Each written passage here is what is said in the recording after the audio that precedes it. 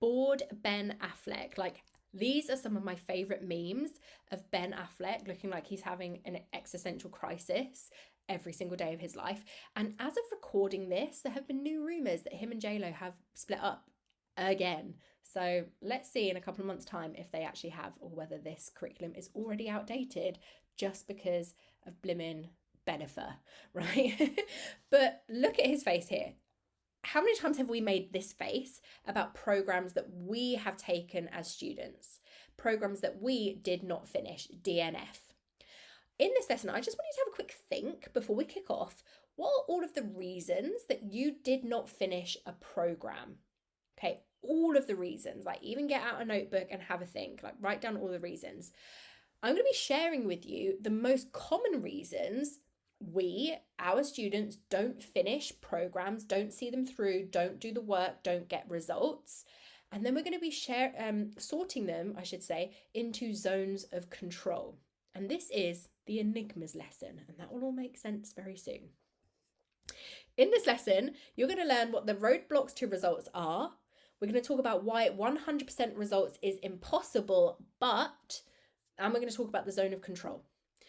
Success in this lesson for you looks like you identifying the areas of program design and delivery where you may be possibly have been blocking results before, so you can avoid it in your next round.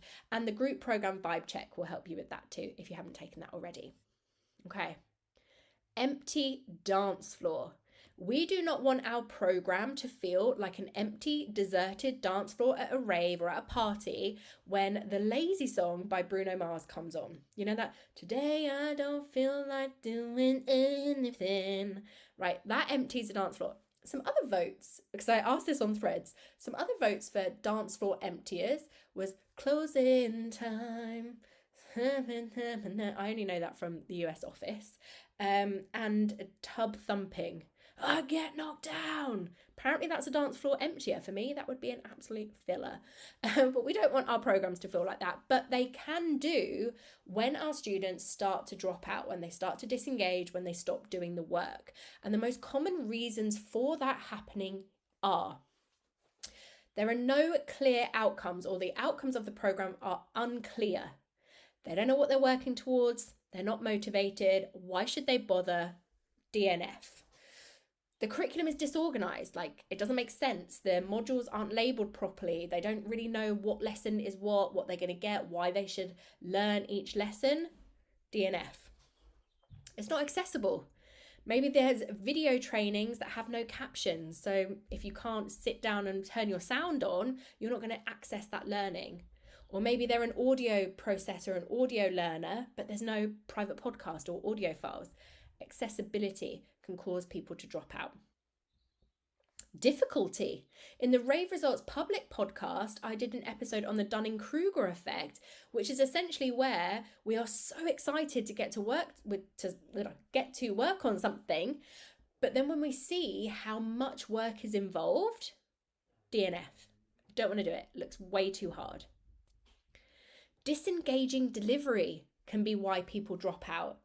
If the lessons are more like lectures, if they are really long, if they're tangents, and if they're waffling and they're not to the point and effective, that can be disengaging. If there is poor onboarding, and later on in the program, I share an experience that I had where I experienced really poor onboarding and how it affected me. But if they are not onboarded into the program effectively, they may not even start it. And actually, there's even a statistic that says up to 20% of people who enroll in group programs don't even start them. Like, we want to reduce that number. Motivation, how it peaks and wanes, can be enough of a reason to drop out and not do the work. And actually, it's probably the biggest one, as you'll see from the rest of this program. Distractions. New series of Bridgerton. The pet needs to go to the vet for hay fever injections. Stuff happens, we get distracted. Circumstances, illnesses, breakups, moving house, they can all cause people to not finish your programs.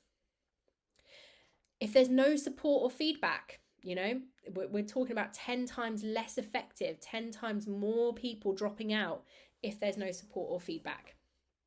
If there's negativity, if you're not bringing the vibes, that's going to be disengaging. That's going to cause people to drop out.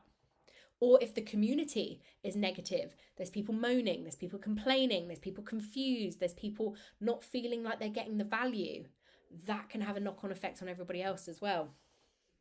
Tech issues.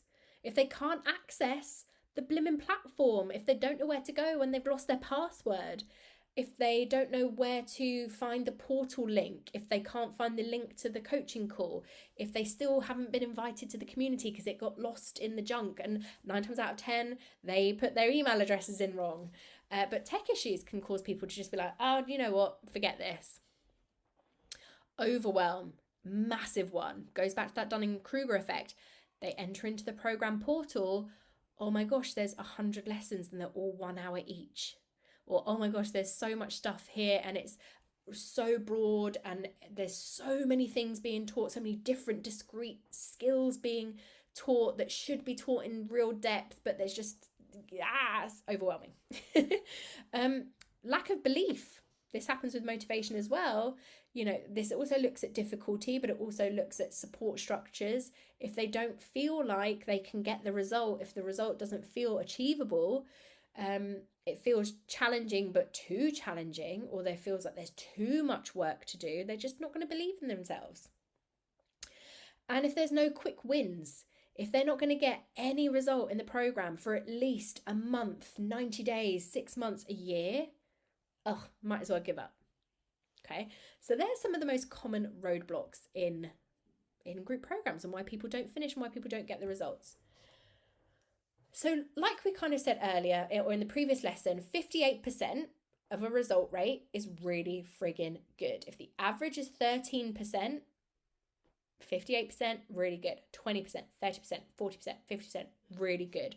But 100% results. So 100% of the people who enroll in your program, 100% of them get the full result is impossible. And here's why. We cannot control our students, and sometimes our students can't control what happens to them. Their circumstances may change. Their motivation may wane, and it's nothing on us that we can do to help build it back up again. Their self-belief just totally shifts. Maybe they get distracted by a shiny object and they just want to go and do something else, or their priorities have changed. All of those things are somewhat out of our control. However, we should still be creating our programs as if 100% of results is possible. And what I mean by that is that I find that so many course creators, group program leaders go, it's all on the student. I'm just going to talk about what I want to talk about, and it's up to them if they do the work, and they kind of absolve all responsibility. And the quality of that attitude is reflected in the quality of the program. Whereas if the attitude is, every single person who comes through my doors to my program should get the result because I've designed the entire experience so that they can you see just how that energy shifts, and therefore how the quality of what we create will shift too? We're not industry average, we're industry leading. Plus, there are so many strategies we can implement into our programs to remotivate, to help shift a belief, to re-engage, so that we know that we've done everything we can do 100% so they can get 100% results. And then we can sit back and we can go, I've done my job. I've designed this and delivered this so effectively because Rave Results has taught me how. Therefore, anybody else who doesn't get the result has probably had a circumstance change, has probably lost motivation, has probably lost belief, has probably been distracted, or probably had a priority change, and that's on them. All right, can you see how freeing that is? Okay. So an activity we're going to do here is going back to this zone of control. So knowing that 100% of results is out of our control, what of these roadblocks are some things we can control in our program and we might not be currently? And what are some things we just cannot control, therefore we're going to just absolve ourselves of the responsibility of those? Okay, let's make a list. You might want to pause this here because I'm just going to go straight into the answer section. But if you want to challenge yourself to reflect on this, have a think, have a go at noting down all of the things that you believe are in your control and all of the things that you believe are not in your control, feel free to pause this lesson now and give it a go. Here are the answers. In my opinion, IMO, the things that we can control is the outcomes, is making them as clear and as measurable as possible. It's the curriculum, making sure it's designed to be streamlined and effective and organised. It's accessibility, ensuring that all of the resources and materials we create are as accessible to as many people in as many different ways as possible. Difficulty. We don't have to make our program super hard and super difficult for our people to see the value and to be pleased that they invested. Like, why are we making it so hard for ourselves by giving people so much to do and so much to achieve? I like to say we make it easy for us, make it easy for them, make it easy for us. Like, an easy curriculum to deliver for our people is an easy one for us to create and get behind.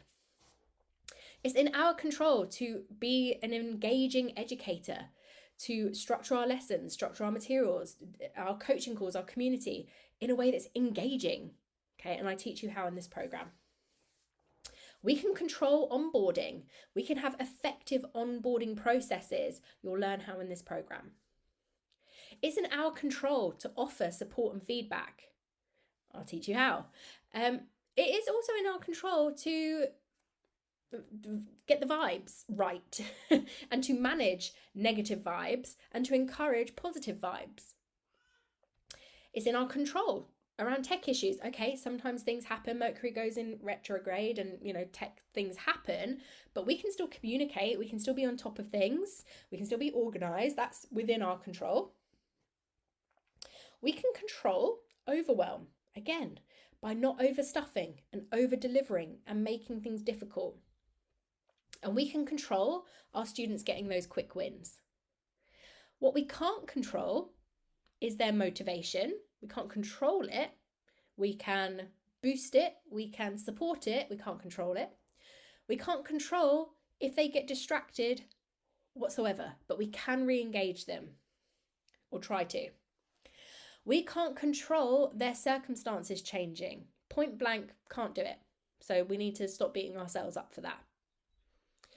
We can't control their lack of belief, but I've put an asterisk there because I feel like we can do things within our program to help build belief in our messaging and our sales messaging before they even enroll, to build their belief as well in the delivery.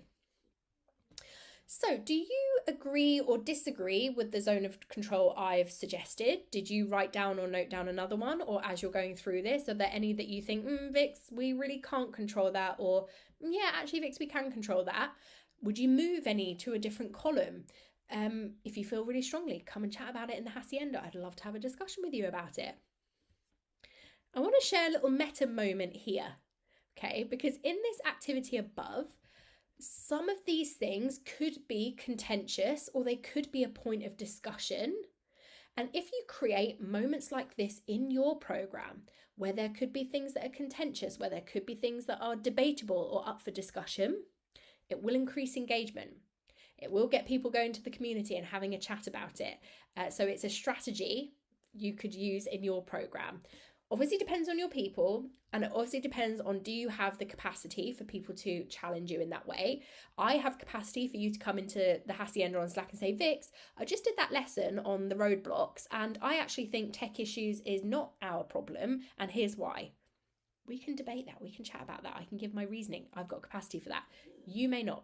So use it at your discretion, but I thought I would give you a little kind of like meta moment, a little like, oh, step out. This is breaking the fourth wall. Use this kind of strategy in your teaching to increase engagement. All right. So yeah, that's all about the roadblocks to results, so that you're aware of what is going to stop your students from taking action, getting results. And in the next lesson, I'm going to talk to you about what you can do, how you can solve that. All right. I'll see you in that lesson.